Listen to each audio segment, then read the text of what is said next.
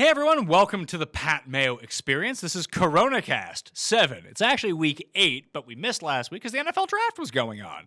Want to let everyone out there know to please smash the like button and maybe even just in the comment section, tell us something you'd like to hear covered on a future show. This could be my last Coronacast because my wife and I are expecting our second child, and that could be due 3 weeks from now, could be due tomorrow. We're kind of playing it by ear on this one, but as long as I have the ability to record these shows, Davis and I are going to keep talking. So at the very end of the show, if you actually care about like Andy Dalton and analytics and football, we just randomly get into that all of a sudden because as the show was going on, it broke that Andy Dalton had signed with the Cowboys. I didn't even confirm that. Someone just texted that to me, so that could be such fake news. It's kind of ridiculous, but other than that, it's just the normal catch-up. We like to hang. Please share the show around on social media. Tell people they should be listening to the Coronacast. It's a show, obviously. It doesn't have video.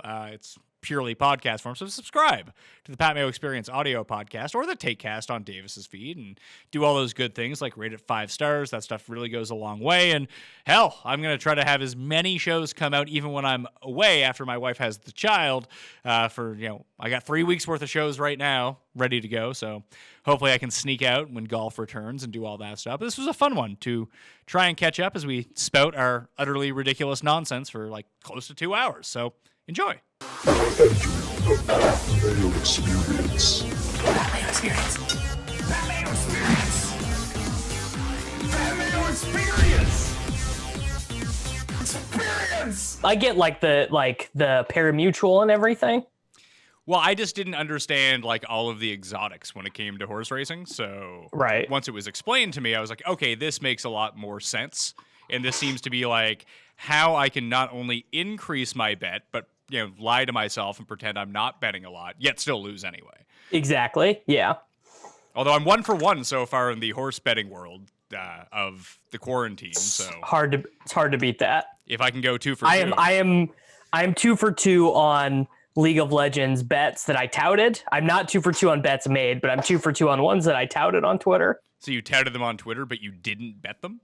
No, I did bet them. I've made other wagers that I didn't tweet out that lost. Oh, well, it's always better to be right publicly than anything else. 100% agree.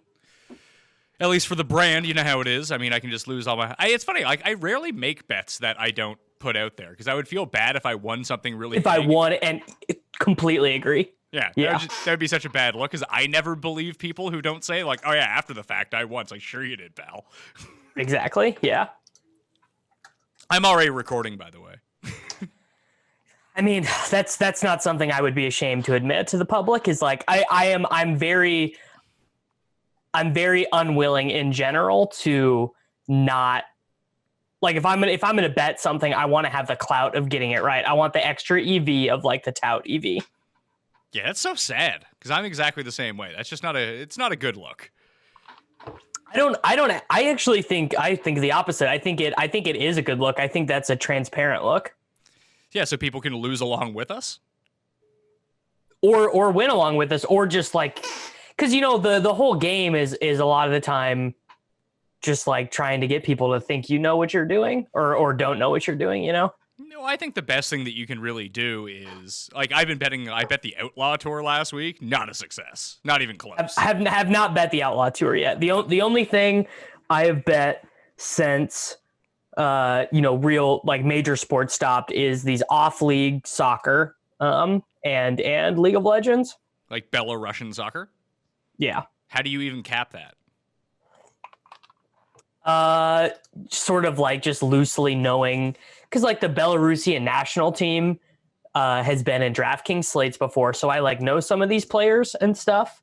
And yeah, I mean, not. I think I made one Belarusian soccer bet, and Matt Bernbach was the one who touted it to me, and put more power to him. It was a winner. Do you find, like, the only reason I ended up betting on the Outlaw Tour is I finally did a show on the Outlaw Tour. I was like, well, I don't want to do an entire show on this where I did like bad prep. Like, I thought it was good prep. It turned out to be very poor prep, but sure, I didn't want to do a show and not have action on it. Come on. Yeah, I mean that's the whole point, right? Like it would be the better and more affable way of saying this, which would be that if you guys see me doing content for something, there is a 100% chance that I am putting US dollars behind what I'm saying. Like you can think my picks are wrong or that I'm stupid, but if I am wrong and they are stupid, I will at least be losing money with them.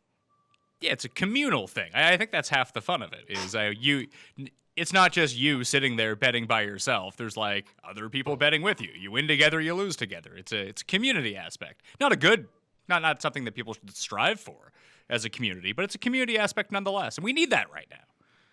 We do need. I mean, The Last Dance, the DFS Poker Open. I mean, all of this stuff just shows people are very hungry for communal anything. I saw you've been doing shows on The Last Dance. You've been enjoying it so far? Yeah, I mean, I think the criticisms are pretty valid of it. That, I mean, very clearly Michael Jordan and the Chicago, specifically Michael Jordan, but also the Chicago Bulls have had a real hand in what ended up in the documentary, what went on the cutting room floor. But as someone who really only knows, I think of Phil Jackson as not even the Lakers coach. I think of Phil Jackson as the bumbling idiot that messed up with the Knicks. And I think of Jordan as the meme guy. And before this documentary, I could not have conjured up a Scottie Pippen memory, and Dennis Rodman is the North Korea guy. So it's been enjoyable for me to learn why boomers love these guys so much. Yeah, I think I'm right around the cutoff age that remembered. I don't remember the early 90s Bulls, but I remember the 96, 98 Bulls, because I would have been 11, 12, 13 in those years. And that was the first exposure to basketball I think I had ever had. Yeah. You're 5 years older than me. So no, you would have been more than that. What are you, 21? 20. I'm 27. That's right. Sometimes I forget. So I just turned 35 last week. So okay, yeah. So you should remember the Bulls. Remember the Bulls. I remember them vaguely. It's not like I was covering sports at the time, but you remember it like you remember all sports when you were a kid, which I remember very vividly. It's the stuff when I was 22 I don't really remember all that well. You know what's interesting is one of the most sticking in my head memories that I have of sports is not even a sport that I like all that much, but I have incredibly vivid memories of the Barry Bonds home run chase, because I used to wake up every morning before elementary school and watch the 7 a.m. Sports Center. And that was the thing when I was a kid. So I have very vivid memories of all of those highlights. And I don't even really like baseball that much. So it's just weird that always stuck with me. Well, it's just funny. The McGuire Sosa thing, I remember super vividly because that was such a big deal. And I think Cuss brought this up on the show last week because we were saying if it wasn't for MJ, who would be the athlete that you would want this, not necessarily this style of documentary, but a 10-part miniseries on? And I think that there's one clear answer to it, but he said Bonds. I was I don't think people like Bonds that much. It feels like we know already about everything that's gone on. There has to be some sort of mystery to the person. The answer is Tiger, isn't it? Yeah, so I think the issue you're going to have with that is Tiger is not going to say anything interesting himself. Tiger is just not going to say anything interesting. I think the thing that people are enjoying so much about this MJ documentary is that he finally is not doing the Republicans buy shoes too stuff. He's actually finally being interesting. In a way, but everyone just kind of knew he was an asshole. The one part about the criticism that, I understand the criticisms of it, even Ken Burns is coming out against it, but I feel it's suffering very much the same fate as Tiger King did, that the quarantine and just everyone being at home is really helping this documentary out, that if they had if they had released it in normal times they were going to, I think they were going to release it the weekend before game 1 of the finals. It would have been big, but it wouldn't be the same thing. There wouldn't have been 500 recap podcasts. There wouldn't have been everyone tweeting it in unison on your whole timeline. It's not even that. It's just not everyone would have watched it. 100% for sure. It would have been 1/10 as big as it is right now. And I saw that they actually pushed it, like it's still not even done yet, like the very final episode. So they sent out a rough cut to a lot of people. I think when it started airing, they only had like 4 episodes done. So the upper end quality of what we're looking for right now, you hold it to the standards of the time. Put it that way. Like Tiger King's not great, but it was fun to binge for like a day and a half. It was fun to talk about for a day and a half. It was fun to meme for a day and a half. And then I think everyone has now forgotten about it. Yeah, I mean, like Tiger King jokes, like you're like no one. Like if Saturday Night Live existed right now, like if they did another, are they still doing quarantine episodes of it, or are we done with that now? They did the first one and it was god awful. The second one actually wasn't so bad because it wasn't live. Right. Yeah. So I would imagine that like Tiger King jokes are not happening on that now. No. Right. No. There was none. There was no that bitch Carol Baskin. Yeah. It's left the consciousness now. I did watch the follow-up episode. What a letdown. Yeah, I didn't even do that. I literally saw that it was Joel McHale via FaceTime, and I was like, this is just going to be horrible. Like, there's like, what did they even talk about?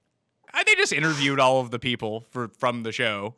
But I like Joel McHale a lot. I'll basically watch anything that he's in. So yeah, like, I think he's great. It wasn't horrible because it had Joel McHale being an asshole the entire time. But that was really about it. You can watch any Joel McHale shtick, and it's that.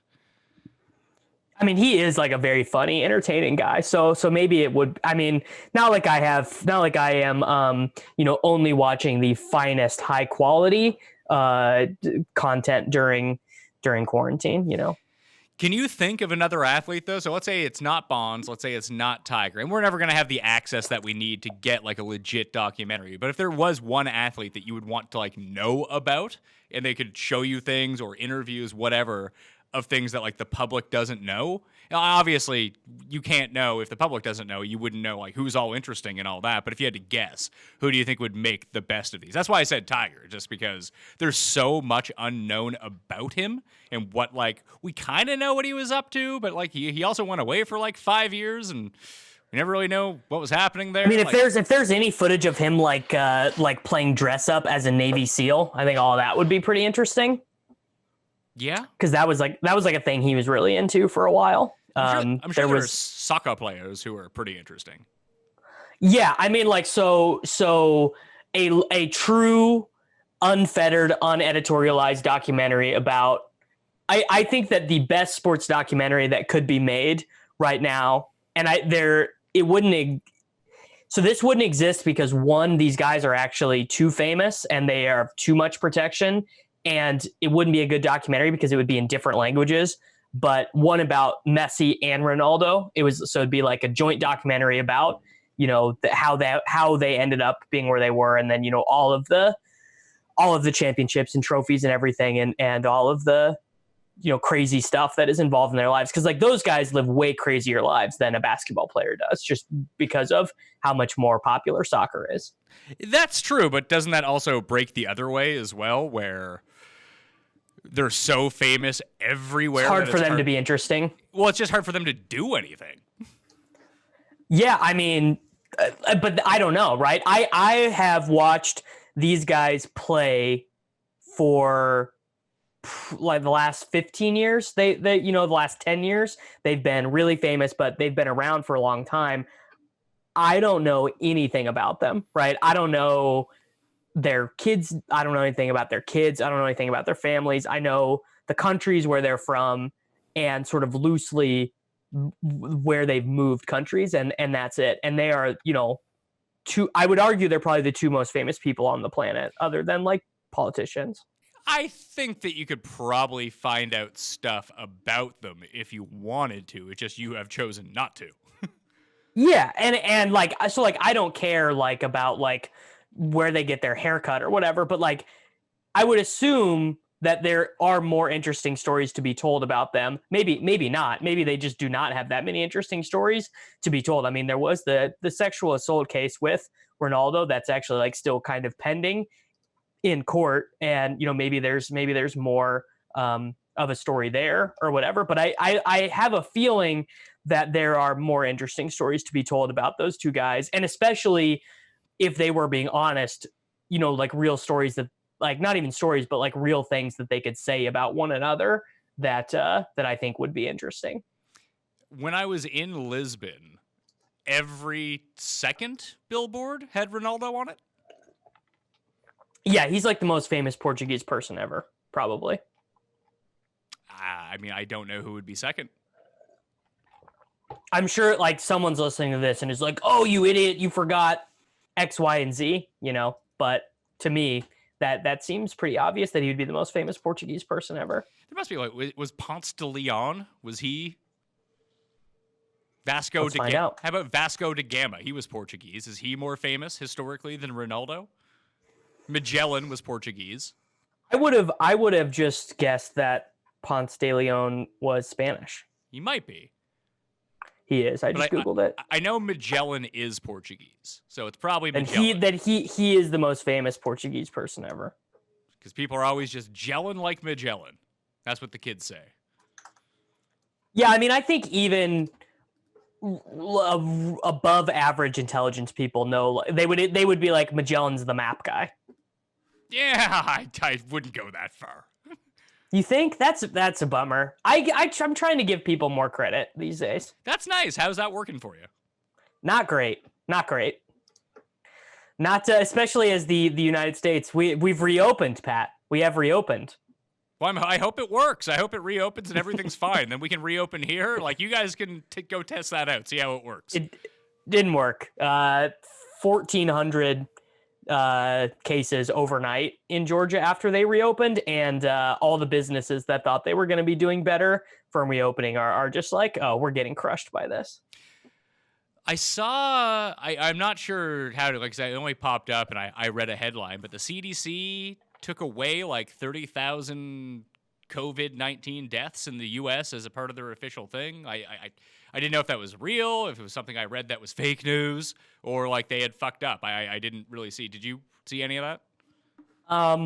I've not seen that. I mean, I've seen that there is a war over the number of COVID deaths because some people are worried that deaths that could be COVID related, but we're not for sure are COVID related, are being counted as coronavirus deaths. As of right now, we are recording this on Saturday evening, May 2nd. The official tally per worldmeters.info/coronavirus is 67,000 deaths in the United States, 250,000 deaths worldwide. Jesus Christ, man. That's so many. That is, I mean, I would wager a guess that it's more than the flu, but I don't want an internet hardo to correct me on that.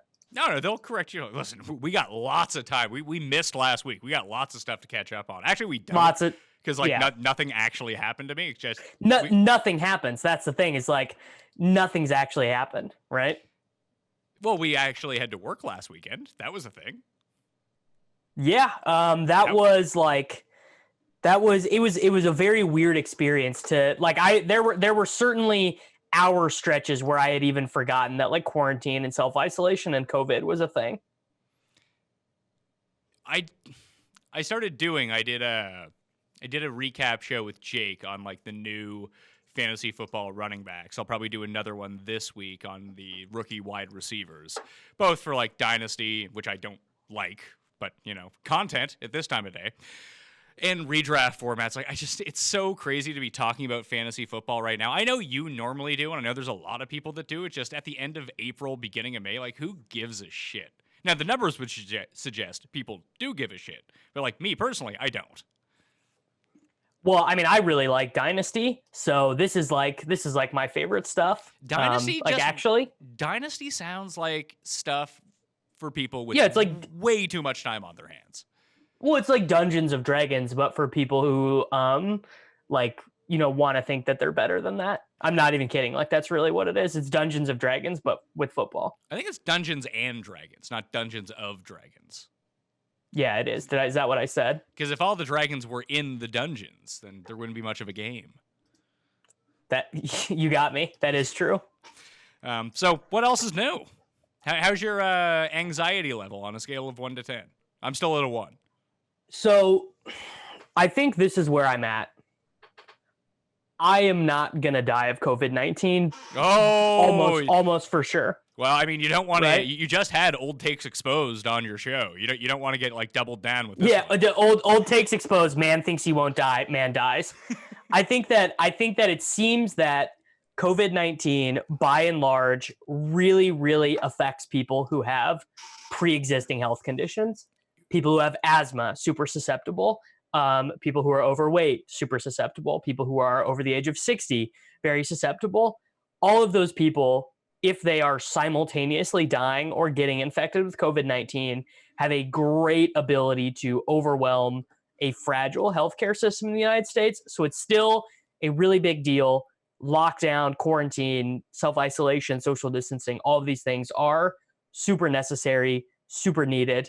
So for me, the thing that I can do is don't get sick and don't pass it. And, just try and not be an asshole, which like a lot of people, people are just, they're getting sick, Pat. They are sick of being locked up. I'm sick of being locked up. Yeah. I mean, look, it sucks. Like I can continue to do it. That's fine. It's fucking sucks. Yeah. I really miss going to the gym. I miss being able to go out to dinner. I haven't been back to Kansas City to go see my friends in months. I know a lot of people are golfing, and a lot of people would call me, a liberal snowflake cuck for not wanting to go golfing, but I don't. If golf was open here, I would go golfing. It's just not. Yeah, golf is open here. I could go. You should go. Yeah, I mean, I don't know. I am of two minds about it, which is one, I can go by myself. I can wear a mask. I can, I can do my very best to social distance and everything out there. I can pay before I get there. It will probably be okay. And then on the other hand, I'm like, but do you really know? You know what I mean? You don't know, but eventually you got to stop living scared. It's not even so much. Well, it is kind of living scared, right? Because I really don't want to get it. Yeah, and you just outlined how you would take steps to make sure that you're keeping yourself as safe as possible, and you're putting yourself at the very minimum risk of, if you somehow have it, that you're not spreading it to people. Play by yourself. Like, if you are a part of the group, have your own cart, or just walk away, or have such a bad slice like I do that no one's ever going to put the ball where you do. Like, that's just a very easy way to social distance yourself. But like, at some point, I think when the very first show that we did, I think we said May 13th. That was my pick of over/under before people break, and we're going up on that, and it feels like people are breaking. I mean, people are breaking. So like, people who are of the don't tread on me variety, they are already breaking. We have had armed gunmen in state capitals in the United States. I saw that. How are they allowed in the state building with guns? That seems crazy. It is certainly not the land of equal opportunity. It's like some people are allowed to walk around with guns like that, and some are not in the United States. So it's kind of just one of those things. Yeah, I try not to read too much into the news. I just kind of listen to the update. Like, are we still on lockdown? Yes or no? Yes. All right, I'm gonna go on with my day. Like, the more you focus on this stuff, it just seems like anyone who has focused their time into reading all the stuff and keeping up to date on all the stuff that's like, not healthy behavior. Like, they're breaking mentally, and that's causing them to break. I was doing that at first. I was reading every study. I was following everything that was happening in Italy. I was trying to stay on top of it. And you know what? I'm not a scientist. There's not an observation that I'm going to have where I fix the problem. And it really just was not doing me any good to know every minute update from COVID-19. So I stopped doing that, and I've been better for it. Yeah, well, you said you've been doing have you been doing the pickup for groceries, or you've been getting them delivered? So we've gotten 3 big things of groceries. The first time I went to the store, the second time my girlfriend went to the store, and this last time we just got Instacart, which it's probably not great. It's very bad for the workers and everything, but it was convenient. I made sure to not be an asshole and tip a respectful amount. And it was a nice service, and the person who did it for me was very kind and whatever. I don't know. I don't feel great about using it, but I did. I got the delivery service today. No, I didn't. What's it called in Canada? Yeah, every supermarket has it, like through their. Like we ordered at Loblaws, and then Loblaws came and delivered it for us. Yeah, it's not. I'm sure that infrastructure exists in some cities in the U.S. It just does not exist in my neighborhood, so it's done through a third party. No, either way. This is actually one thing I wanted to make sure to talk about for everyone, and it's just you don't even really think about it, but it is, if at all possible, if you're wanting to get takeout or delivery or whatever, if it's at all possible, try and order directly through the restaurant that you're ordering from, because the Uber Eats and Grubhub and Postmates and Skip the Dishes fees are brutal for the local places. Think about this. Fedora in Canada just went bankrupt. What's Fedora? Foodora. It's one of the delivery services. It didn't go bankrupt in the U.S. Maybe you guys just don't have it where you are, but it went bankrupt up here. That has to be the worst business model of all time. Like, we finally got customers, and now we can't make any money. Like, I don't get it. Yeah, apparently they were like 4th of 4 of like the big delivery apps, and a lot of locals, like local restaurateurs, have essentially started creating their own apps. Like they've commissioned like IT guys to build them their own apps so they can get away from the Uber Eats of the world. And they can all just collectively pool their money into paying like for the development of this app, get it up and going, and then they can rake in more of the money from their sales. If that was an option near me, if I could just log on to a local app and get there are 3 or 4 restaurants like kind of just in my neighborhood that I really like, I would do that instead of using Postmates or whatever to get them delivered. Well, this will be good technology for them in the future as well. I would think that if things go back to normal and like restaurants are open again, that instead of using the Uber Eats or the Skip the Dishes or whatever it might be, that you can use these local ones, and instead of getting a 50% rake taken from them, it's like a 5% rake, and more money goes to the delivery guy or whatever it might be. It just seems like good infrastructure for these restaurants. Yeah, I agree completely. Though I am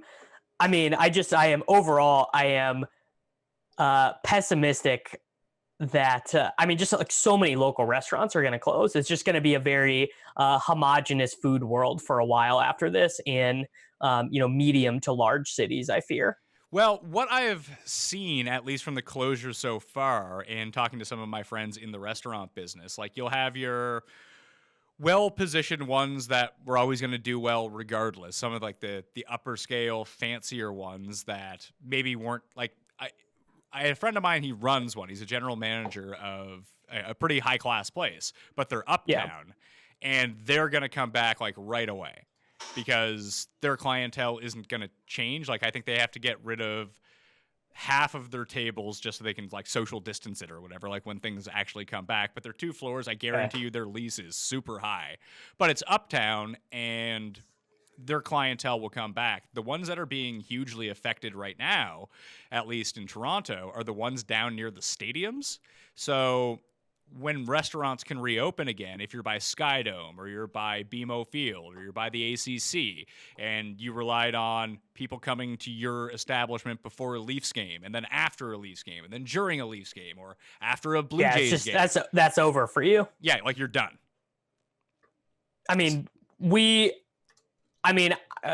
I don't want to be old takes exposed on this, but my sense is that we are not going to have crowds in sporting games for quite some time, like a long enough time that if my business was at all reliant on that, I would just assume that I need to have a different business plan. If attending sporting events was your business plan? If relying on crowds or crowd related income, like, if I was a bar down by a stadium or whatever, and a huge chunk of my income was related to those crowds, I would be pivoting to something else, I think. Well, and the other ones who are taking a bath right now are those like mid-sized ones where they don't have like the corporate infrastructure of a gigantic place where you're paying a bunch of people like not a lot of money to do things. It's like have 12 employees, you're mid-sized, and your lease is just going to be too much because your profit margins were so razor thin to begin with, that all those places are going to go. The ones that are actually going to survive, strangely enough, are like the smaller boutique places, because they're usually run by the people who own it. Like, they're the people who work. It's like why convenience stores. Yes. Although a lot of those have remained open, it's usually like a family who owns it and they all work there. Like those places, and there's a lot of like smaller restaurants that are like that. Those places aren't. They're not going to get owned by overhead and by leasing. Like, they're just not going to get owned by but debts. Exactly. So they're going to be able to remain in business. Not all of them, obviously, but some of them. A larger percentage of that type of business will survive, where like sort of your level up version of that, like, oh, we were a small restaurant 6 years ago, 2 years ago, like we opened a second location, like that kind of thing. Like, they're all fucked. Yeah, I mean, tough scenes, right? And I just, I'm hoping that the local restaurants, one of them that I really like and used to get takeout from like once a month is already closed, which is, that's a bummer. And I hope not too many more go. Was it nice in Kansas City today? It was beyond nice, man. It was. I walked my dogs for like an hour, and we like when all three of us we got back, and like we didn't want to go inside. It was so nice. How was the population in Kansas City? Like, were people out? Well, I live in St. Louis now, but that's right. There is this park by my house. It's about 4 blocks away from my house, and I didn't even go by it today because I knew I was going to be so triggered by how many people were there. When it is nice outside on the weekends, there is this park by my house gets flooded with people, like people playing on basketball courts, and like, I mean, you would not even be able to tell that a national pandemic was happening at all. So I didn't even go by it today, but I know that that's there. It's going to be really nice tomorrow here. Like, it was like okay today, but it was like overcast. There was a threat of rain all day. It never actually ended up raining, but I feel like that kept people inside. But yeah, tomorrow it's going to be the hottest day of the year, and it's going to be sunny and clear. And I expect everyone to be out. Everyone's going to be out. I will say, again, from some of the evidence that we are getting now, it does appear that the virus does not spread as harshly, as quickly, as effectively outside, and, wearing some sort of mask and taking those precautions outside. It doesn't seem to be as brutal outside as it is inside. So if you want to factor in the benefits of just like mental health of being outside and seeing people and stuff like that, I don't want to shame people that hard for going outside. You know what I mean? I met up with for the first time since all this started, I met up with a friend yesterday. Yeah. He walked down to my place. We went outside. We stood, a good distance apart and just hung out for like half an hour. Yeah, I've done that. I've done that a couple times with, appropriate distancing and whatnot and everything. And it feels sort of like clandestine, but yeah, it's nice. And I would encourage people that feel as if they are breaking, if they're having a very hard time with this. Like, I do not think that is like going to be what unflattens the curve, basically. The move to keep people out of these places, like there's a bunch of fences put up at like some of the very highly populated parks around the city, and I'm sure people will like break them down and go in. That's eventually going to happen. But what they should do is they need to think outside of the box on this stuff and just start putting stuff that people hate in these places. Like, when you go to the airport and there's those people selling the credit cards in the airport, like no one goes near those fucking people. Just set up those kiosks everywhere. If you just put up a sign on the entrances to these parks that said 4 people known to have COVID-19 were at this park in the last week, no one would go in. Interesting. Do you think that they because I was looking at like Nate Silver's account, because he's all over this. I can't make heads or tails of whether he was right, whether he was wrong, whether he has no idea. I have no idea. But do you think that a lot of these models not necessarily over projected how bad it was going to get? It just like, if we did nothing, here's what it would look like. And then people pointed to, well, look at what they said was going to happen, how bad it was going to be. But, people did stuff. So that became obsolete almost immediately. So the models were doing projections based on no intervention, right? And they were also doing models where testing had not really been widespread. Like when these models were coming out, even in the countries that had been most impacted, in Italy and stuff, the testing was not that widespread. And they were also being based off of a lot of junk data from China. I think the thing that we can say with relative certainty now is that more people have been infected with this than we projected initially, and that the death rate is going to be lower. So the death rate in average healthy people is going to be lower than projected, but the severity of this comes from the people that do get it, who are in bad health. There's just like nothing that can be done for them, basically. Well, that's shitty. At least my grandma is now staying indoors, so that's nice. Good for her. I'm glad that she didn't get it, and I'm glad that she is staying indoors. Yeah, I mean, at least that's what she's saying, is that she's staying indoors. We'll see about that. I mean, I won't be able to see because she lives 3,000 miles away, but did you see those screen grabs that I sent you from r/ban video games?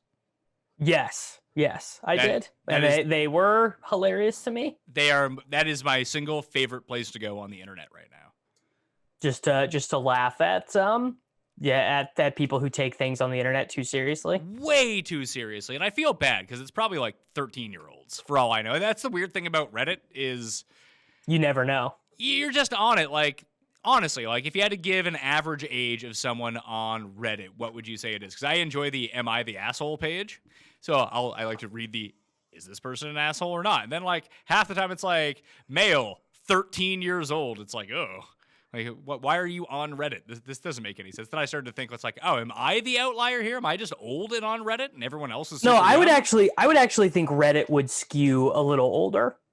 Like I don't think Reddit is like a big middle school thing, you know? I hope not, because there is savage stuff. Yeah, it's terrible stuff on Reddit. But r/ban video games is a satirical thread saying that Hitler invented video games and people need to find God in all this stuff. And it's just like the memes are hilarious. And then people who love video games go on it and get exceptionally triggered. And just get triggered. And it's pretty funny. Yeah. I mean, it is certainly one of those things where let's just like you imagine the person that's triggered by this, and it is utterly hilarious to just think about it. I think my favorite one was the one that I sent you, which is like gamers will say it's Photoshop, but the facts don't lie. And it's just a hand-drawn graph with an arrow pointing up that has crimes and gaming as the two axes. And people are like, the facts don't lie though. Facts don't lie. Look it up. Yeah, I mean, if they would just Google it, like they would know that the facts don't lie. And just like I did Google it, I couldn't find that anywhere. I don't think that's real. Really, it's drawn in marker. Yeah, who knew? Who knew? Facts don't lie. There's a lot of have you been exposed to like all the horrible memes that are going around, like especially like Facebook memes? I don't get on Facebook. Well, I mean, you can encounter them in other places. Sometimes people share them on the Twitter machine, elsewhere. Like, some of them are really out of control. The most, I'm not easily offended by things, but people comparing the quarantine to, like, Nazi concentration camps is... Oh, yeah. I saw the protester who had I am not going to try and butcher the German, but had the German phrase that was above the entrance to the Dachau Holocaust camp as a sign of protest. Work will set you free. Work will free you. Yeah. So I mean, it's like the alt-right in the United States is they're no longer pretending. Basically, they're just like, yes, we are Nazis. I don't even know if that is the alt-right. I just think that's like a collection of crazy people. I don't think that they identify with any sort of leaning whatsoever. I think they're just fucking nuts. I mean, if you talk to that person, they are definitely a right-leaning political person. Yeah, but that's not even like really even on the political spectrum once you're that nuts. Oh, I mean, yeah, of course it is. I don't know about that. Yeah, like thinking that the quarantine, because again, it all comes down to the idea of like liberty, right? For some people, like there was a protest today at like our premier's office, and there was like 200 people on the lawn outside, and they were like, "What?" It's not like it was a collective. We're here because we need to go back to work. People were there protesting all sorts of things. One guy, like the main photo from it, was just like. So this guy holding up a sign that said, "I am essential." And like, it was very clear that he was the least essential person on the planet.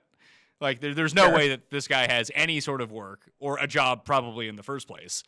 He is definitely not essential. I'll throw that one out there. But there was people there protesting the development of vaccines. There was people there. There was one person there who because Bill Gates is using the vaccine to sterilize all of us. Yeah, people were there protesting 5G and how it's spreading coronavirus. What else? There was one person actually protesting the internment of Japanese Americans in 1942, which I just thought was like, oh, I mean, not a bad thing to be. Yeah, I mean, not a bad thing to protest, but just interesting time to bring it up. Yeah, just a very odd timing with all of this. So it's a collection of nutbags. I mean, yeah, a collection of crazy people. That's in general what most political protests are going to be. Well, no, I mean, there are definitely justified ones, but it's just so weird to see people out there protesting with the masks on. That's just the weirdest thing in the world to me. I mean, yeah, we talked about this. The people who are protesting the quarantine with the masks on, that they get no sympathy from me if they get the coronavirus. They should still be social distancing when they do this, because they threaten to like write people up fines if they weren't social distancing during the protest. They should have done that, because people were not social distancing. They were standing right next to each other. Just go write them up fines, and then they'll go home. Will they though? Yeah, I mean, these people can't afford fines. I guess you make a good point. Yeah, that's true. I don't know. I don't have an answer what to tell these people. Right? Like, it's reopening is a bad idea. I don't know what world these people are living in where they're like, yeah, all right, we're good to go. You just can't have reasonable discourse with someone that believes that. Have you been speaking with your family via the internet? Man, I did a couple of Zoom calls with my family, and I don't really like spending that much time with my family, talking with them in general. So that was a one and done for me. I've been trying to talk to my family like on FaceTime most days. Yeah, I'll call them one-on-one. Yeah, but I called my grandma the other day, not the going out grandma, the staying in grandma. Yeah, and she was explaining to me Zoom fails that she was watching like on Ellen or something like that, and it was the craziest thing in the world that my grandma not only knew what Zoom was, like to a point, that like these people don't even mute themselves, and then like you can see them on the toilet. Like, I don't understand. I was like, well, this is where we're at, Nan. Don't worry about it. Yeah, I mean it is crazy to think of a world where grandmas know what Zoom is. Like, that's bizarre. Yeah, I did not see that one coming. To be perfectly honest, would not have predicted that that my work account that I use to create podcasts would be something that I would need, or something that would be useful in a global pandemic. Yeah, did Zoom stock go way up? Has that happened? Oh, big time. I saw for a while people were buying the wrong Zoom. The wrong Zoom. Yeah. Smart. Yeah, people were buying the wrong Zoom. Let's see. What do we think? What do we think the stock is at right now? Let's give it a look. Well, what was it in January 1st? Ooh, I'll look. I'm pulling. This is great pulling my news. Robinhood up right now. Great news for Pat Mayo. Just checked out the exchange between the U.S. dollar and the Canadian dollar. It's up 5 cents since I looked the other day. Nice. So Zoom year over year is up $64, 85%. 3 months ago, it's up 80% from 3 months ago, up $61. So it was trading at like $10. Yeah, $20. I'm trying to get the exact date here. Yeah, February 7th. So like here, February 10th, random day. It was trading at $89. And what is it now? 139. Fuck. I mean, I saw this coming. Why didn't I buy this fucking stock? I did, but I sold it. Smart. Well, I mean, not really. Like I think I made like $40. Awesome. You know what? Making $40 is better than many people who are bad at money, like me, when they foray into the stock market. So I guess I can't be mad about it. Yeah, you're the guy who bought Bitcoin at 21K. Bitcoin has been very good to me the last couple days. Yeah, is Bitcoin going up now? Yeah, when I checked this morning, it was at 8,900. Let's see what's it at. Let's see what it is at right now. It's at 8,977. So I've just been buying, this whole last couple of years. So the portfolio's doing all right, Pat. We're gonna make it. Let's see. April 23rd, it was $7,400. So it's up over $1,000 in the last 2 weeks. Yeah, it's a good asset right now. Yeah. So it's a good asset all the time. But what does it go to before you sell it? I'll never will. Well, I mean, what's the point of having it? I mean, I'll sell it like 20 years from now when it becomes something, that can change my life. But what do I need a couple $1,000s right now for? Jeez. Didn't realize you were so rich. Well, so like think about it, like a couple $1,000s. I can't buy a nice car with that. Can't buy a house with that. It doesn't $5,000, $10,000 either way. It's like, it's better to hold on for the potential in the future. Yeah, but it's probably going to go back down. So if you just wanted to trade it all the time, you could say, I want to put in a request to buy it every time that it drops below $7,000. And every time it gets above $9,500, I will sell it. And then you would just be periodically making money. Yeah. I mean, the issue with that is just like, you got to pay a lot of fees. You got to pay taxes and all that stuff. So you got to be doing it at a big enough dollar amount to make all that worth it. And you have to pay taxes on Bitcoin? Yeah. Oh, on profits. Really? It feels like something you should be able to hide because it's Bitcoin. Well, yes, you could, but theoretically, it is in the IRS tax code that you have to pay taxes on. So, like when you sell and you make gains, you have to pay taxes on it. Well, I've decided that if I ever run for politics, which would be a terrible idea on my part, but I get why Republicans win every second cycle, regardless of who the Republican is. Because I just paid my taxes, so I paid my corporate taxes, and I paid my... Yeah, and you're just tilting your face off. Yeah, just taxation is theft. I hate it. If someone says they're going to lower my taxes, I don't really care what else they do. I'm voting for them. Well, I mean, part of that is just because Democrats are so freaking bad at policy. Democrats should not... The taxes for someone like you should not be high under real liberalism. It's just this shitty neoliberalism that actually no one likes and no one benefits from and no one wins under 2020's liberalism. I was not thrilled to pay the taxes. I paid the taxes. I was like, oh my God, like this is horrible. Well, it's even more tilting to pay your taxes when you hate the government. You're paying the taxes too also. I mean, I never really looked at it that way. It's just like we had talked about, on previous shows, I want to buy a house, and I've been planning for this for like 2 years. So I actually had to pay myself more than I normally would to get the money out of the company so I could actually put down a down payment on a house. And because I did that, I had to pay way more in taxes. And I was like, oh. Yeah, taxes. And it's just like, oh my God, this is the worst thing. Yeah, it's a nightmare. Yeah. So like, when I'm sitting here, I'm thinking of, okay, I'm gonna pay my taxes, and I'm like, great. My money that like doesn't even matter is just gonna go in and it's gonna buy like half of a wheel for a tank. Like that's all I can think of. It's just like, this is just terrible. And I'm, this just this system that I absolutely hate. And it's miserable to pay taxes under a system where you hate the leadership. Just like I said, taxes in general, I don't enjoy paying them. I don't think anyone does. And that's why I'm going to lower taxes has such resonance with people. Whether you lower the taxes or not, just saying it is like good enough for people. They're like, yeah, that's an idea I can get behind. True. Yeah, I mean, that is true. And if, the problem is that there's not really a great nuanced way to be like, actually what I'm going to do is I'm going to increase the taxes on people who take and take and take and then don't pay enough. And I'm going to decrease the taxes on, people who make less than $200,000 a year or whatever. Like there's just like, even that soundbite is just too much for the average person to digest. And American voters are like, well, one day I'm going to be rich. And then when I get rich, I'm not going to want to pay those taxes. Exactly. Yeah.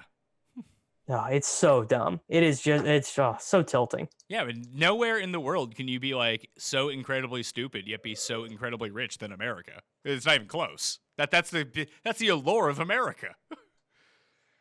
Yeah, the number of people making those jumps in tax brackets, though, it's getting smaller and smaller every year.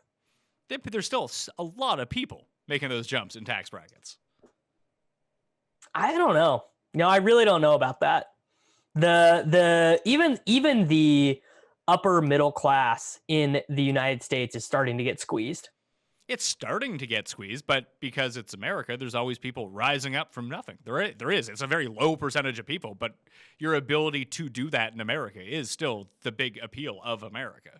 But like as an upper middle class person, like if I was one, that is the stinkiest statement I think you've ever said. As an upper middle class person, let me tell you about private schools. No, I meant if I was one. I will never be an upper middle class person. I will either be a middle class person or a rich person or a poor person. But if I get enough money to accumulate upper middle class wealth, you better bet I'm taking massive, massive risks to try and get rich. That's the only way to do it, I think. If you somehow, let's say you won the Millionaire Maker. Let's say you won 2 Millionaire Makers in the same year. Let's live in that world. Yeah. Probably not going to happen. And you were able to... I would also agree it's very unlikely to happen. And let's say somehow you took all that money and you invested it in Bitcoin, and Bitcoin doubled the next day. So all of a sudden you have, like after taxes, let's say like $3 million laying around. Would you consider moving to like the Caribbean or wherever? Just to avoid paying taxes and be rich and happy? Not even the avoid paying taxes part, because you've paid your taxes on it at this point. Yeah, right. But once you get it, yeah. And you're just like, hey, with $3.5 million of cold, hard cash, I can move to, I don't know, Belize, live in a mansion, live on the beach, have my internet access. Like, the world is smaller in that way, where like you're not off the grid, so to speak. Like you could theoretically still do your job from there. Yeah. Like, would you ever think about doing something like that? Because I started to think about it. Just wouldn't go over real well with my girlfriend and associated people. I don't think it would go over well. Yeah, and there's never going to be anything more that people enjoy to do. Well, I mean, not like people in general. People probably like listening to this show. Somehow living in a world where they just accumulate a ton of money and can really do whatever they want. Like, I know I live in that world. Like, I don't play the lottery, but I do envision what it would be like to win the lottery. I just know, the lottery is a sucker bet, so why would I ever play it? But, it works both ways. Yeah, I mean, it would be great to have access to unfettered wealth. I mean, who has not had I buy this and this and donate to this and figure this out and everything. Like everyone's thought of like, what would I do if I get $100 million? See, I think $100 million would be different. Let's just say you had like $6 million. Because that's different. Like you'd have to, and then I think this is where I could probably run out of $6 million in a year. What are you, Brewster's Millions? No, I just think it's just not as much money as you think it is, I think. You could retire on you could probably retire on today if you had $4 million in cash. I mean, if you had like $2 million in cash, you could probably retire if you weren't like a crazy person. I don't think so I'm 27, you think I'd live to like what, 65? You? 2 million. No. Yeah, well, good point. I mean, I think that at the 2 million, like it'd be enough to like live a normal life. Yeah. But you want to have the ceiling for more. No, absolutely. And that's the problem. That's how people like lose their $2 million kind of thing. But if you just wanted to live off, like basically you invest it in something that's very low risk and you make, I don't know, 3 to 4% a year. What's 3 to 4% of $2 million? Maybe that's not enough. That's 60, like 3% is $60,000 a year. So maybe if you could try to get... also we gotta account for inflation. Yeah, but generally, if you have your if you have your money in that, then it will go up. Right. It will money. Not only will money adjust printer for, going burr. Yeah.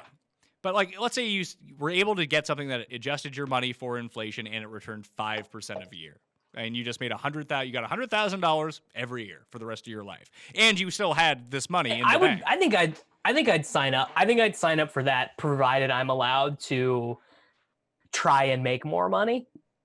I think everyone with would, that money. They? I mean, not everyone, but like that sounds pretty awesome. And that's with $2 million in cash. If you were able to pull that off, like, yeah, I'd sign up. I'd sign up for that for sure. But if you had like $100 million, like I wouldn't want to move to Belize. I'd probably want to buy like a penthouse in Manhattan or something like that. Maybe not right now, but eventually. Somewhere where I can play online poker for a lot of money. That's what I would like. That's what you would do? You had $100 million, you'd be playing fucking online poker? Oh yeah. I would be donking off millions in high stakes. Why wouldn't you just go to move to Monte Carlo? Play there. There's cuz I when I got really into poker, everyone was already into the online scene really hard. So I think there's almost like more glory in playing really high stakes games online. Yeah, there is not more glory in playing high stakes games online. That's such loser talk. You sound spoken like someone who didn't rail the Isildur 1 games on full tilt back in the day, Pat. You are completely correct. You didn't I would have pegged you as someone who got into online poker after the moneymaker thing. I played a lot of live poker. Yeah. I hate online live poker. Live poker is terrible. I love live poker. It's fun. It's interactive. I can like yell at people at the table. It's a lot of fun. Like playing 1-2 in a casino. Yeah, 1-2 or 2-5. Oh my gosh, dude! Just like nothing. I mean, it is fun in its own way, but it's terrible. I can't imagine just like being at my house on my computer and playing fucking poker. Like that would tilt me to no end. I'm literally doing it right now. Oh, thanks for your undivided attention. What do you play, like 6 tables at once? Sometimes I just have one up in the corner right now. Like that, I just don't see the fun of that. Yeah, I mean, it's not like I'm doing this for fun right now. It's just because I don't know, because I have a severe attention deficit problem. Do you feel like more people are going to have ADD in the future because of all the gadgets? I mean, our brains are just broken, right? Like our brains are just so like, it's just such a bad situation from how much we're on our screens, and it's going to get even worse. And the people who it's really bad for right now are children who maybe they would have had healthy screen habits before, and they for sure do not have healthy screen habits now because they are just on their screens 24/7. I can tell you my son is getting in his screen time at the moment. Yeah, like so, but your son like isn't also doing like school on a computer. So like kids right now are my son is not. My son is 15 months old. Correct, but there are a lot of kids who are doing their 4 or 5 hours of school a day, and then they're getting off and they're getting on their iPad and doing whatever it is that they do. Yeah, that I'm very glad. Like, just 'cause I have a couple of friends who have like 7-year-olds or 8-year-olds, and like they have to sit down and do the schoolwork with them, make sure they're paying attention, go over like review their work like that. Well, it would be nice to be like, hey, go do this for 4 hours so I can like fuck off for a minute, where I can't do that with my son because you have to watch him at all times because he doesn't know what the fuck's going on. But at the same time, like I don't want to be responsible for like schooling my kids. I just really don't. I assume most parents just no, said it's fuck it. hard. Yeah. Be like, yeah, schooling kids is hard. But like, are you really missing anything when you're 8 at school? Yeah, you're missing like social building blocks. Like that's mostly what you're learning. Yeah, but whatever. Like if this lasts 6 months, it lasts 6 months, then you go back to school. Like, do you need to be homeschooling the kids? Like, really? Is that doing anything, do you think? I feel like it's not. If it's 6 months, no, it's probably not going to end up being that big of a deal. If these kids are at home, isolated, and only on screens for a year, we're gonna have a lot of weirdly adjusted kids. Yeah, we're just gonna have a lot more people who take Reddit very seriously. Yes, yeah, lot more of that. One thing that I have done since this has all gone on, I've really leaned into like my guilty pleasures on the internet. So, like I said, that the banned video games on Reddit, big on that. I enjoy checking that out every day for like 20 minutes. Passes the time. But I love text fails. I think it's my favorite thing on the internet. Text fails? Yeah, like screenshots of like text gone awry. Yeah, I mean, I get it, I guess. I don't know. But like, I feel like that's not my corner of the internet. No, but I feel like everyone has their own text fail, whatever it might be. Sure, like, yeah. Stupid thing on the internet that they just, whenever there's like a headline for 27 fill in the blank, you're like, oh, I need to click on that and I need to read these. Yes, for sure. Yeah, there's something like that exists for everyone. What do you think yours is? I just I spend a lot of time on like different subreddits. Like I'll read or like the 2+2 poker forum or the MLB The Show subreddit on Reddit, because that's a video game that I'm playing right now. That seems like it would be very toxic. Oh, it's like I can't post there. Yeah, it's too toxic. I've actually never posted on Reddit. I post my fantasy articles on Reddit sometimes. Don't you get banned for that? No. Well, I mean, maybe some subreddits. I don't know. See, I would like to have that's one thing that I would like to do for the next incarnation of my show is basically set up a subreddit for the show where people from the show can go there and I can interact with people there. And then fans can interact with each other and like build a community that way. I think that would be good, wouldn't it? Yeah, it'd be, I mean, you never know. Like, how much do you want to know about the people listening to your show, right? Feel like I get a lot of interaction with them via Twitter, but this would just be a place to save stuff or like bounce ideas off of everyone. Because like, when eggs start coming at you on Twitter with like their good ideas, rarely are they good ideas. Yeah, I mean, I could see a subreddit being productive for a podcast for sure. I'm sure there are many productive subreddits for podcasts out there. Yeah, because I've met a lot of the people that I've come to know through doing the show, who listen to the show, got in contact with me. All these people are way smarter than me. So, I should be like not necessarily smarter and coming up with good ideas for the show. They're just overall very smart people, at least a lot of the ones that I've met, that, just going back and forth with smart people is never a bad thing. Correct. Yeah.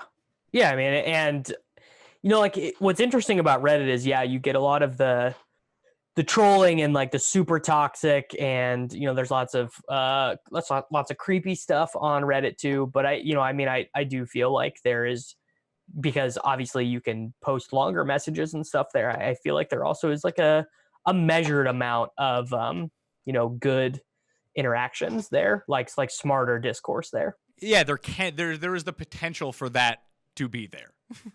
Yes, yeah. I think that's the right way to say it. But right now, like all the Reddits that I'm like sub to are basically memes that make me laugh. Like r/trashy. I like that one. It's funny. I've been to that one. That one's funny. Am I the idiots in cars? People who just suck at driving and it's on video. Yeah, that just also while we're talking, Bitcoin just rose another $300. Sell. No, I'm not selling any. Sell. No. Never. Not never. If it gets to 100K, I'll probably sell some. If it gets to 100K? Yeah. You just live in like fantasy land, don't you? With your fantasy money and your fantasy outcomes. It's a good thing you work in fantasy. That really goes hand in hand. if Bitcoin doesn't die and it still exists Oh my God. 30 years from now, Yeah. I mean, it's going to be worth a lot of money just on the nature of inflation. So if it just goes up with inflation, then what was the point of having it? Well, it will beat inflation in terms of the money being put into it. It might, or because something. It's a deflationary asset, or something better than Bitcoin. A Bitcoin replica that's better comes along and tanks Bitcoin. A lot of people, a lot of coins have tried. Yeah, for what, 2 years? You're talking about 30 years in the future. Oh, Bitcoin's been around for 11 years. Yeah, and it wasn't worth anything till what, 2 years ago? Let's pull out a long-term graph here. Bitcoin price chart. Okay, what are we defining as worth anything?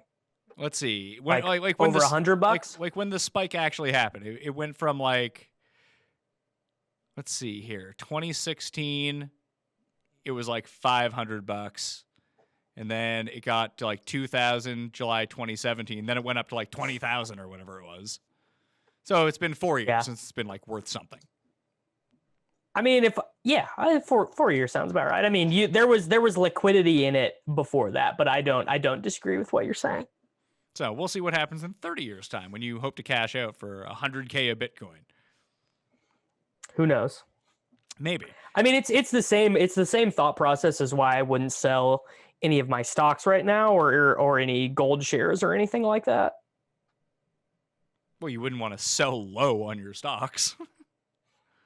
Well, I mean, just the idea of owning stocks and gold and stuff is just that you are wanting to put your time that you use to acquire value, you're wanting to put that in something that is going to beat the value of $1 because it's not going to deflate. Sure, but you could lose all your money doing it. I mean, I think probably pretty unlikely that you would lose all of your money in stocks or gold or anything. I mean, almost anyone who has money in the market is way down over the past 3 months. It's, I mean, way down relative to, it depends on when they bought it, right? It depends on when and what they bought. Sure, but just by and large, everything is down. Like I went and looked at mine the other day. I was like, oh boy, I've lost a lot of money. Yeah, I mean, so the market is down like from the high highs, it's like 10, 15% on some stuff right now, where it was down, like people were losing their shirts. Yeah. Anyway. But unless you need the money on hand right now, it doesn't matter because 5 years from now, you'll have 20% gains or whatever. Yeah, well, hopefully that's the case. That would be great for everyone, at least everyone who's investing in stocks, I suppose. Again, this is why I told you that I have someone who does this for me, because I don't really know. Don't really care to know, tell you the truth. I mean, yeah, it saves you from having to think or care about it at all. Yeah, it saves me from there's huge value in that. Well, it saves me from having to know about it. Like I've previously pointed out, I'm not very smart, so that seems... Yeah, can't read. I can't read. So. You think I can do math? Good God. Like, this is not... Yeah, I mean, you're right, yeah.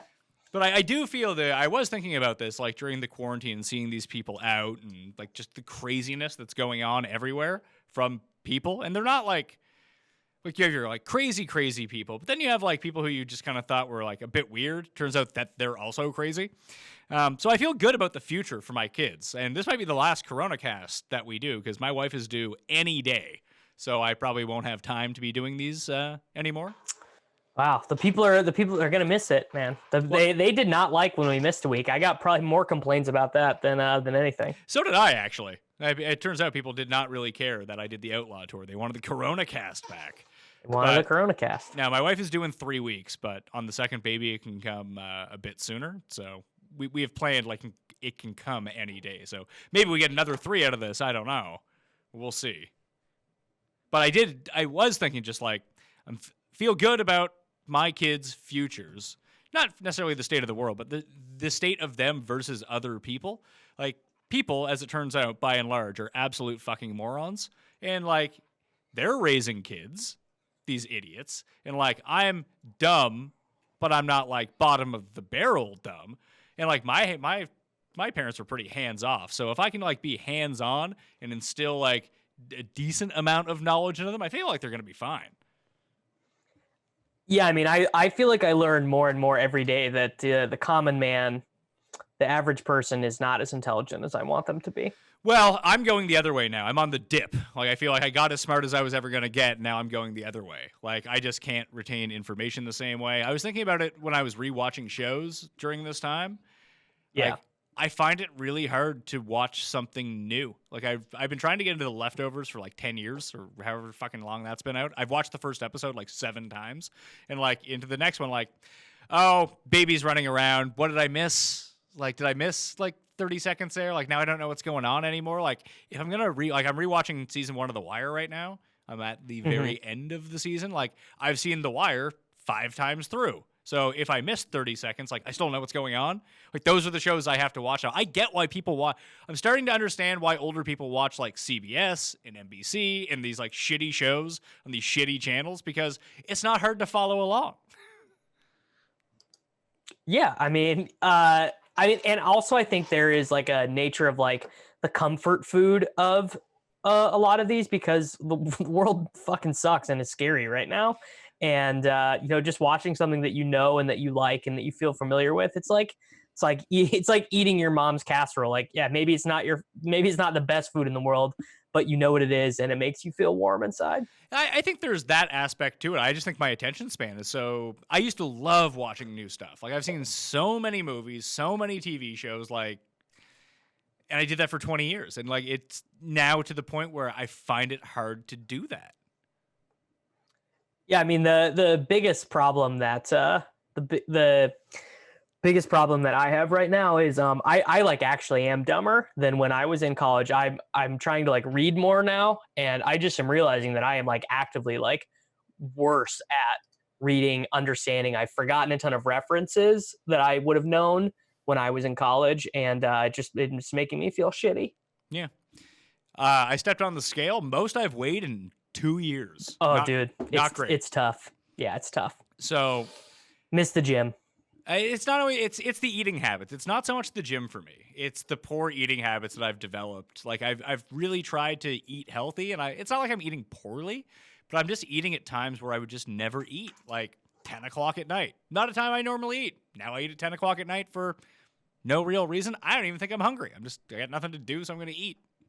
Yeah, I am both eating worse than I ever have and exercising the least amount in terms of pure energy expended. Like, maybe I'm spending 2 hours a day walking, running a little bit, whatever, but I just like, yeah, I mean, we talked about it. Just like going to the gym, you get in a routine. It's like you're there to do your thing. You know what you're doing, and I don't have any of that right now. Yeah, there's that, but there's also the day-to-day motion that we miss because we're inside. Like, I'm laying down half the day now, like on my couch, or I'm sitting on my chair. And it's not that big of a break from my normal day-to-day life where I would come to the office and sit in a chair, but I'm always moving around. Like, I'm going to the office. You know, I might walk to the office some days. It's like three kilometers away. I might, like, once a week do that walk along with going to the gym, or, you know, walking up to the grocery store every second day, because that's generally how we used to buy our groceries. That I would walk up to the store, we'd get what we need, I'd walk home. Like, that's half a mile away. There's just an extra mile of walking that was added on to all the exercising that I was doing anyway, and now that's just gone.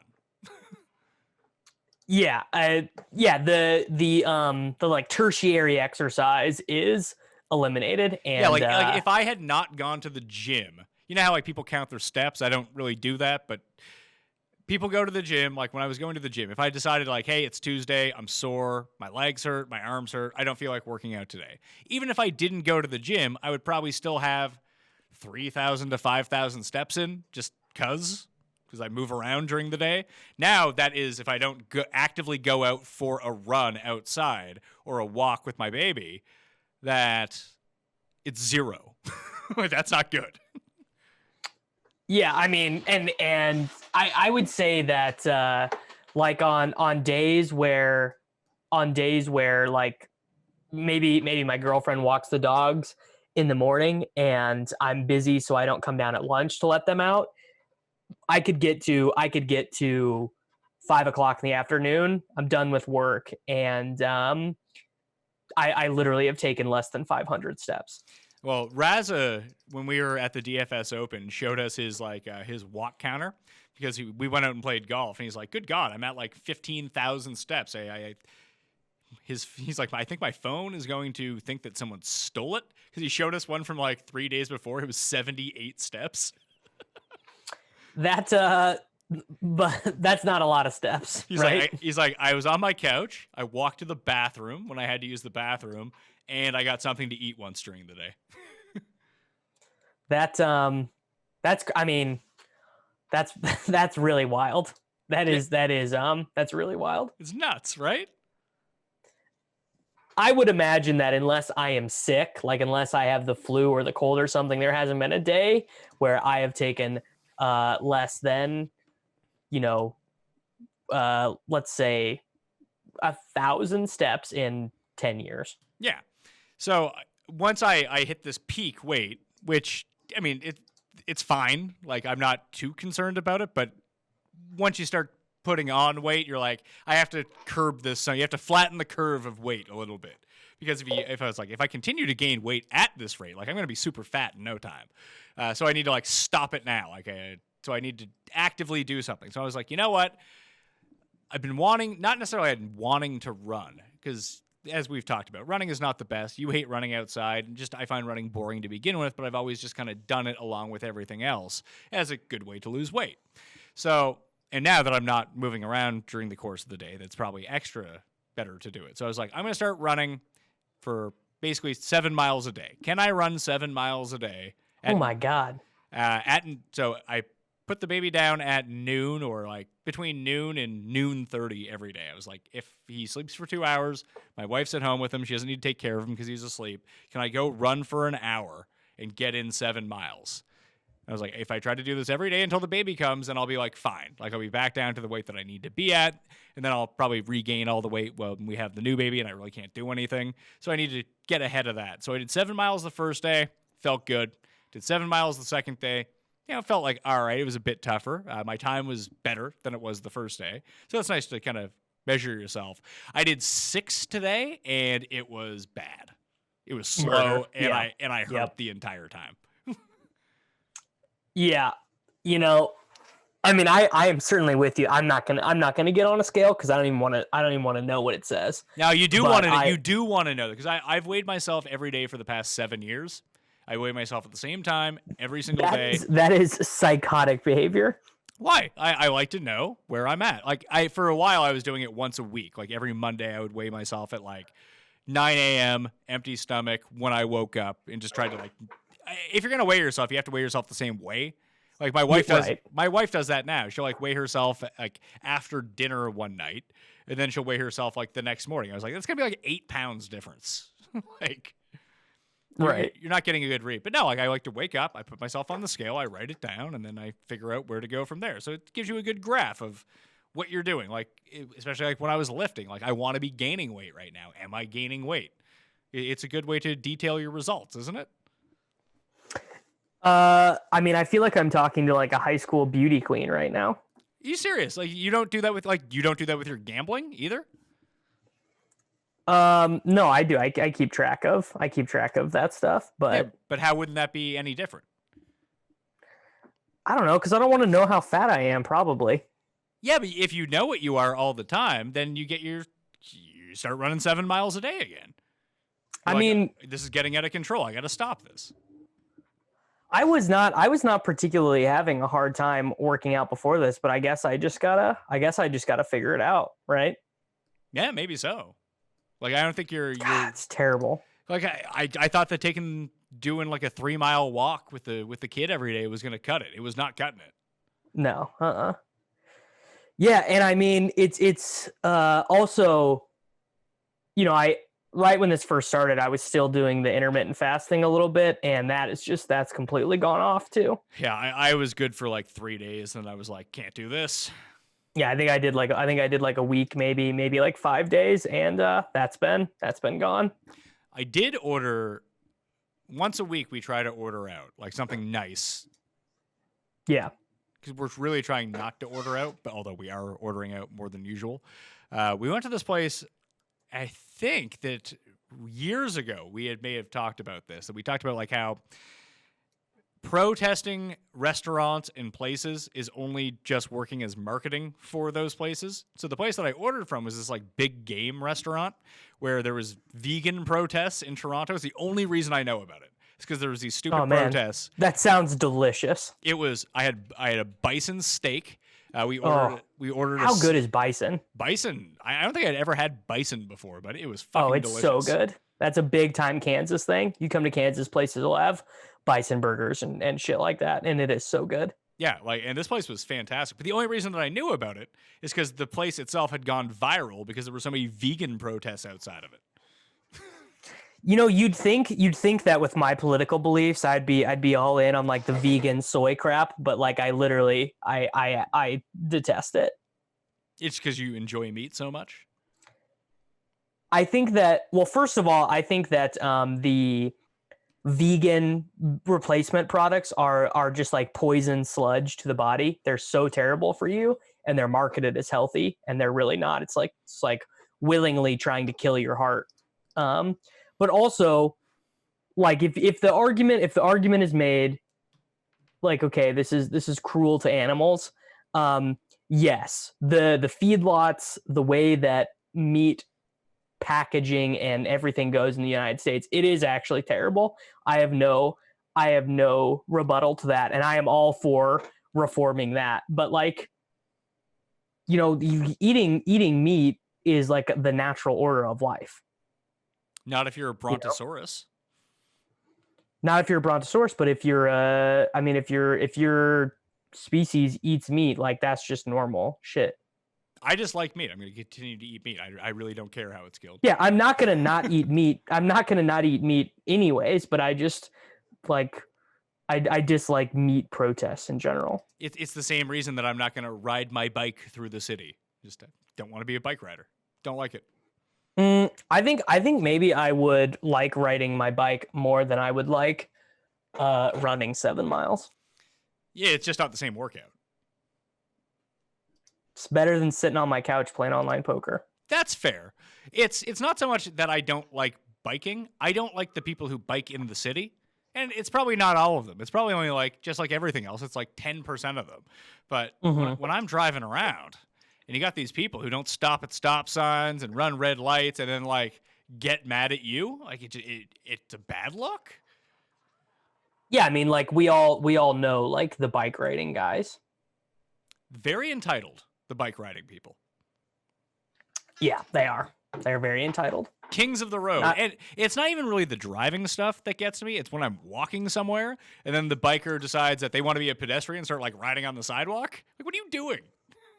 Like, I should be allowed to knock you. I don't get the rules because I've never done it. I should be legally allowed to knock you off your bike if that's the case. Like, what do you like? You're trying to endanger everyone walking on the sidewalk.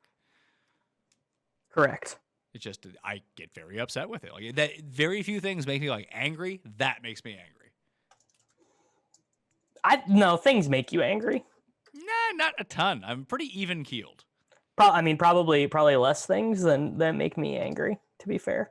Like, I don't generally get all that mad. I get mad on the show, but that's a show. That's not real life.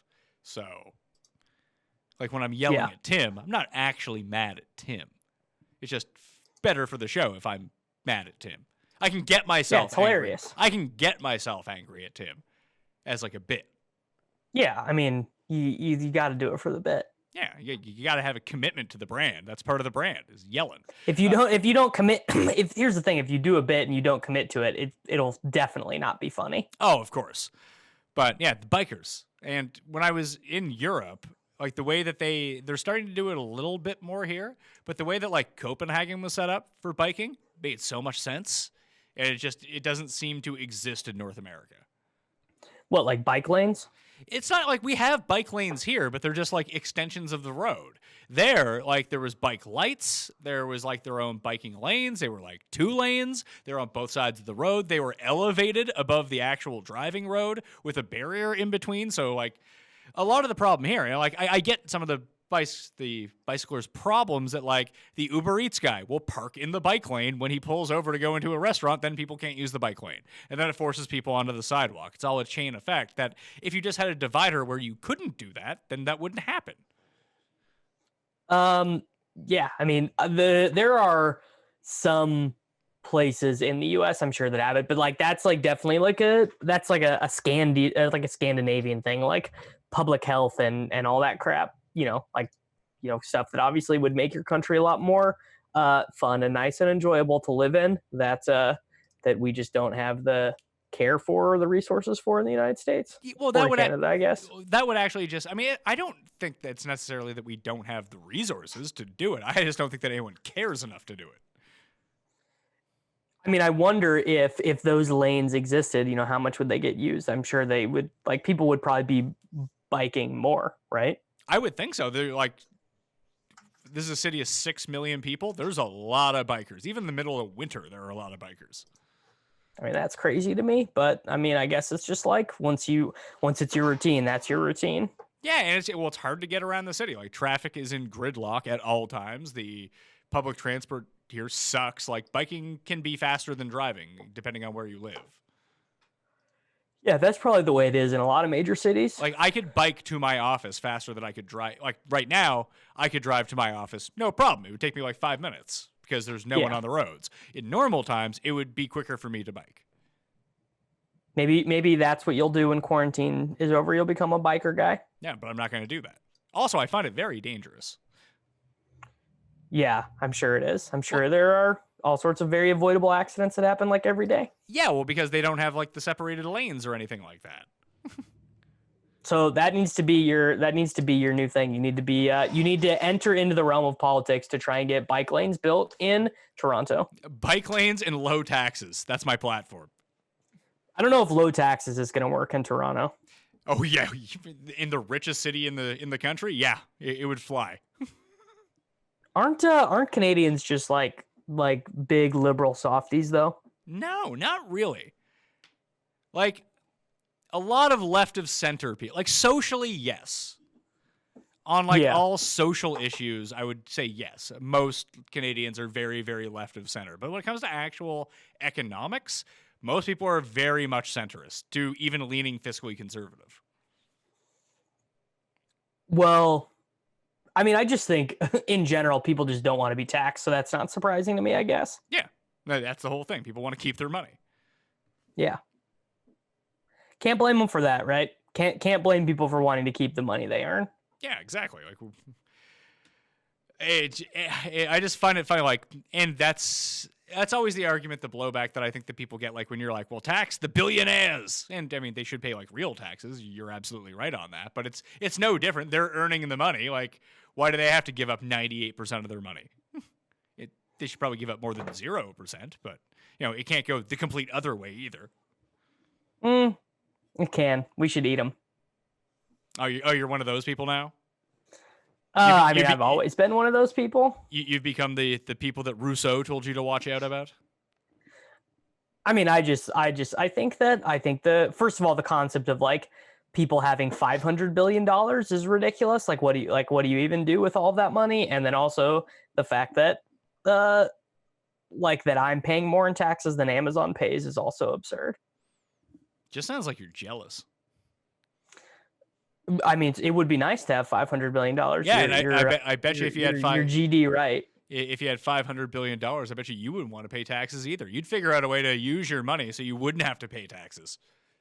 That is true, because humans can't be trusted. Yeah, can't be trusted because of what I said, Pat. Humans are basically bad and will not care about their fellow man if given the choice. And I still lean the other way. I think that humans are inherently good, and that bad actors exist, selfishness exists, and it exists within everybody. But by and large, people are good. I don't buy it. Including myself, by the way. I don't want people to think that I think I'm good, because I don't think that. You are only swayed because the people that you hear about generally are just bad people. You don't hear about good stuff. I know a lot of people, though, right? Do you? Do you know a lot of people?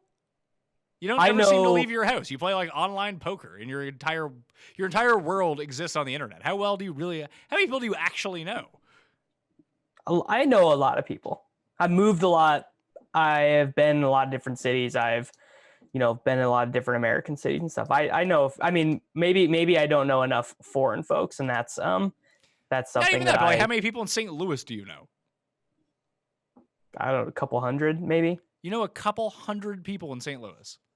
Of my social circle of people that exist that I know, I'd say like a couple hundred. Not St. Louis, but just like the whole, like where I grew up, college, where I lived for a long time, St. Louis. But you never leave your house. I do when it's not quarantine. Do you?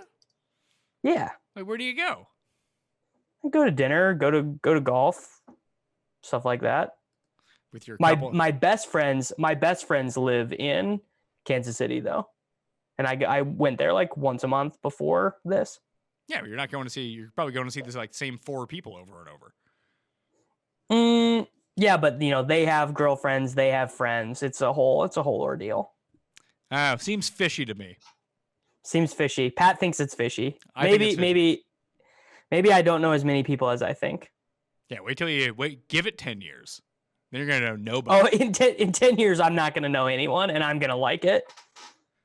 Hey, you can get there right now if you really wanted to. Just isolate I don't want to yourself get there off from yet. everyone. I don't want to get there yet, but eventually. That's really all I got.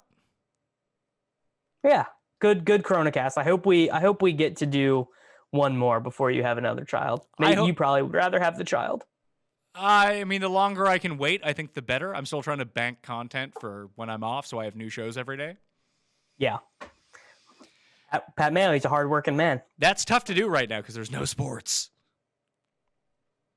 Yeah, you just got to do more Tiger King content, I guess. I have 6 movie shows coming out. I've created the most hilarious movies bracket. So I have 2 more shows to film in that series, and then that will be done. So that's 6 shows. Have a Rounders podcast? No, I don't. If you want to do one, let me know. I don't really want to do one because you don't like playing poker that much, I guess. I mean, I like Rounders fine. It's a fine movie. I wouldn't say it's great by any means. It's definitely. It's something that if it was on TV, I might tune in for 20 minutes and then be like, oh, I like this part, and then I'll turn it off. I love that movie, but I mean, I get that probably if I saw it for the first time now, I'd be like, whatever, it's fine. You know what scene in a movie I've really been thinking about a lot? Which scene? That scene in Fight Club when the guy that owns the building comes down into the Fight Club. Mm-hmm. And he fights Brad Pitt, but then Brad Pitt just like coughs all over his face, like, you don't know where I've been. I was just like, if people started doing that out in the streets, like it would be mayhem. That's going to be a crime, right? You're going to jail for that for sure. Yeah. Or maybe. Who knows? You can carry guns everywhere to like state houses and you'd be fine doing that. Yeah. Don't get me started, man. No, I actually don't want to get you started. Yeah, I don't really want to talk about it either because I probably would not have anything eloquent to say about it anyway.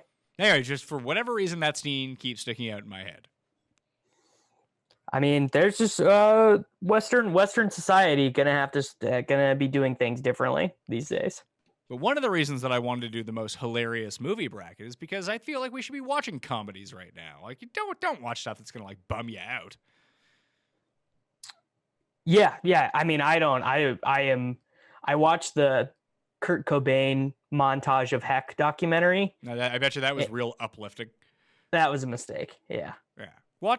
I watched Best in Show the other night. Well, go watch Best in Show. Great movie. I probably am not going to watch Best in Show. Why? Have you watched Best in Show? I don't even know what it is. Who's in it? Let's see. Eugene Levy, Fred Willard, Christopher Guest. Oh, you know what? Fred Willard is hilarious. All right, I'm in. Hey, just watch the entire Christopher. See, that's the thing. One of the reasons to do this most hilarious movie bracket and come on and fight about it with people is that there's just a lot of hilarious movies people have never watched or heard of. Right. And all of the Christopher Guest movies kind of fall underneath that umbrella. All right, I will. I mean, maybe I need to. I mean, it's about dogs. You love dogs. I do love dogs, but this week I want to watch the last season of Clone Wars. That's on my to watch list this week. And you say you're what? You're not 9 years old? You like the Clone Wars? I watched like when the first Clone Wars cartoon came out was what, like 5-10 years ago?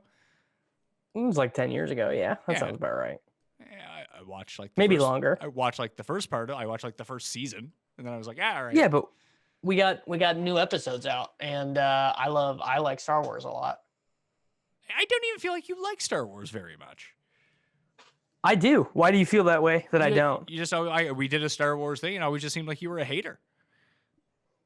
No, I'm not a hater. I am a reverse. I'm one of these people that I'm in on like the new ones, like the ones that people say are not good. I like them. Well, I'm just saying you should watch Best in Show instead. It's like 87 minutes, and you'll laugh the entire time. Okay, I will. I'll put that on the list. I literally am putting it on a notes app on my phone. It's on the list.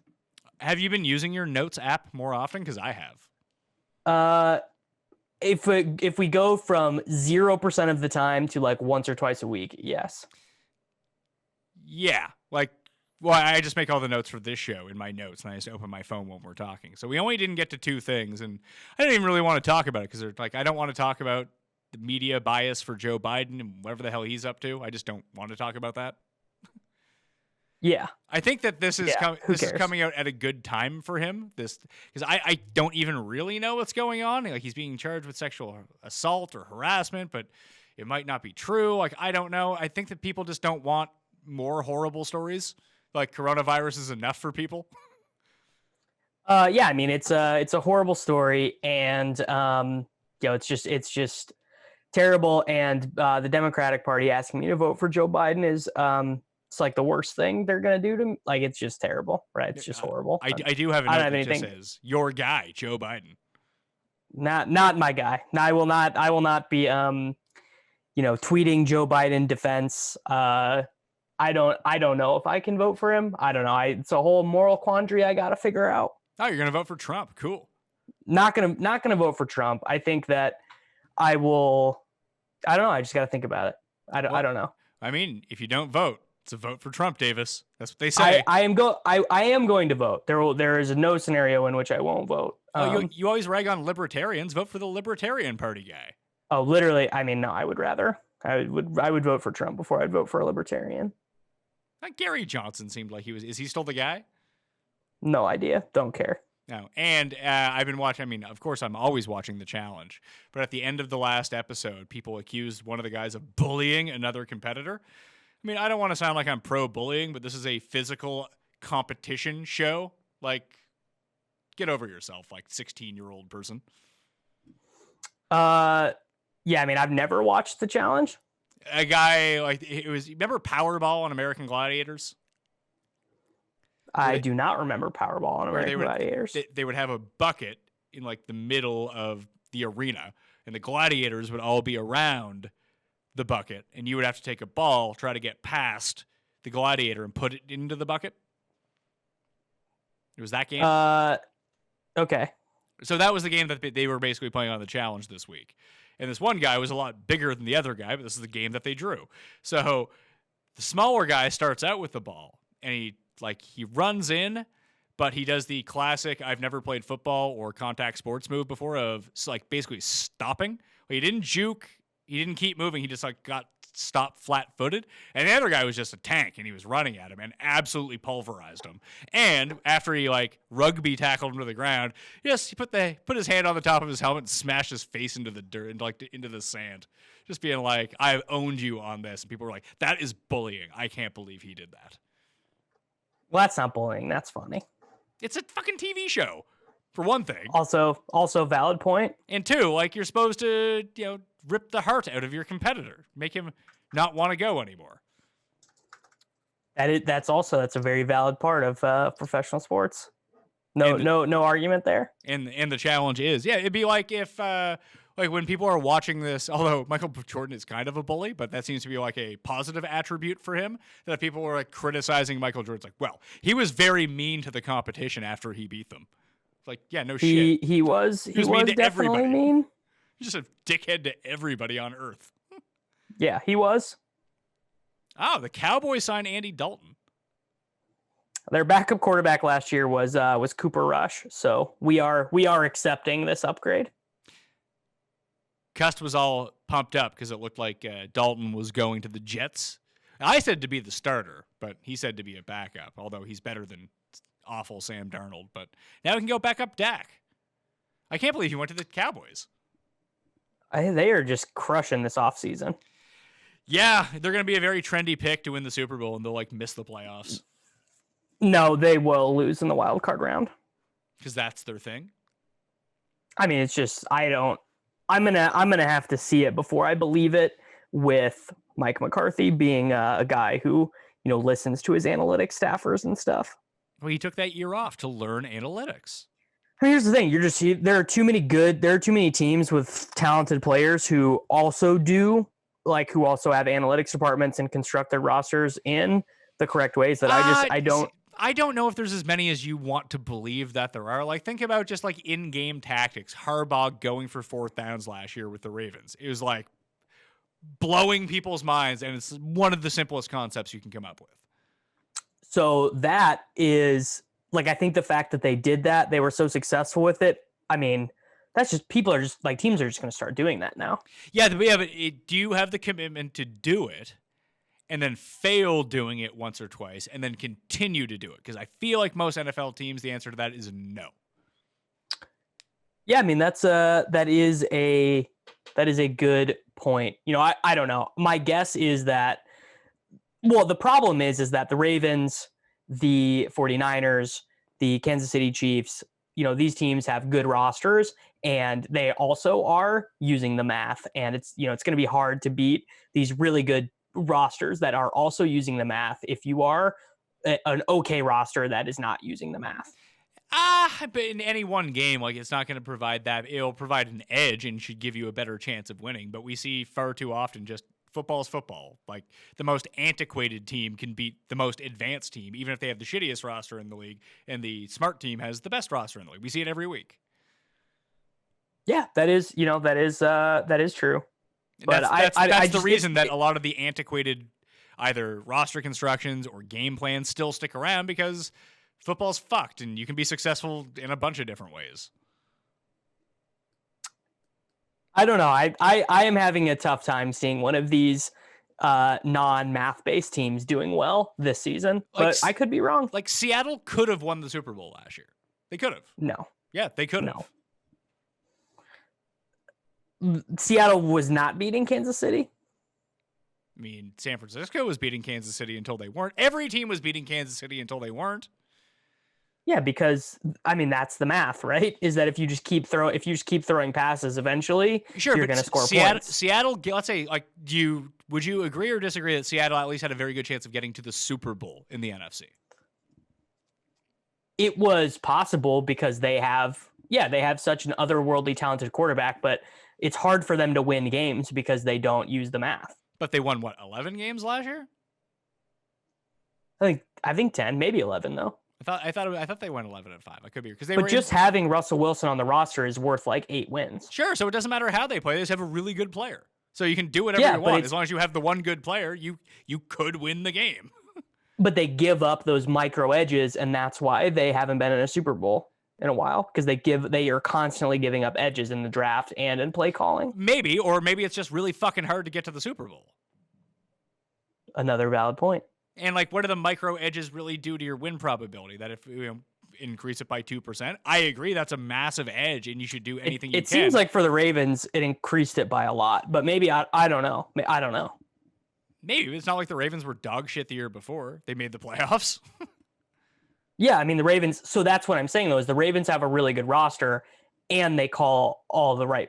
They are doing the math the right way. So I just think when you put them and Kansas City in the same conference, I think it's very hard to imagine, the Jets are just never going to make the Super Bowl, right? I could see, if Ben is healthy, I could see the Steelers making the Super Bowl in the AFC this year. Yeah, I mean, Tomlin is a really aggressive fourth down play caller, though. Sometimes it's like when he randomly goes for 2 and then doesn't other times. No, he's the best. He just is like a cocaine coach. It just doesn't matter. I mean, maybe that's a way to beat analytics. Just keep your opposition on their toes. Like, I don't know what this guy's gonna do.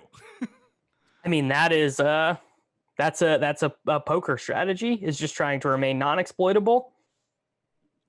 And they would go in with the lesser talent, the lesser team, probably the lesser game plan, but that doesn't mean they can't win. They're a good team.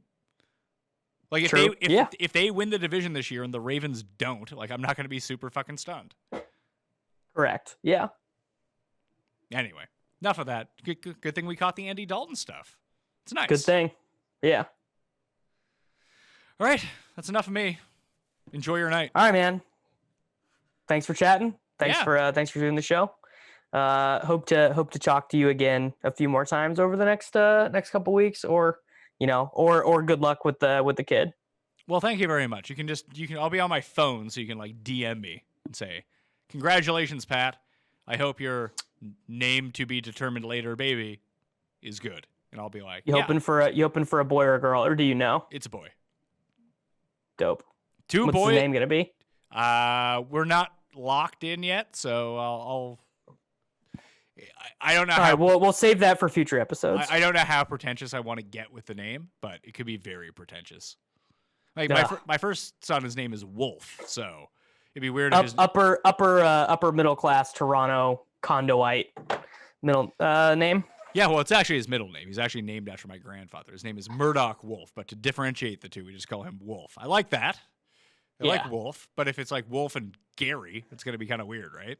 Yeah, you have to give the other kid a wild name too. Yeah, so that's the hole that we've dug ourselves in. Tough scene. Yeah, it'd be very funny for his brother to be Wolf and for the other one to be named Dave. Yeah, Steve. I think maybe you should just do it for the comedy and to see how the names impact their lives, like a social experiment. I actually think that having a strong name is like, you talk about some teams in football gaining micro edges. I think having a strong name is a micro edge. I could not agree with you more. Like, I actually floated the idea to my wife, be like, what if we just name him first name Doctor? See what happens. I like it as well. His entire life will just be Dr. Mayo. Then people will just assume he's a doctor. Pretty cool. You wouldn't have to do anything. You'd be the dumbest kid alive, Dr. Mayo. Maybe baby but genius. Successful. Yeah. Dumb and successful. There we go. All right. Be well. All right, man. Stay safe. All right. Talk to you soon. Okay, bye.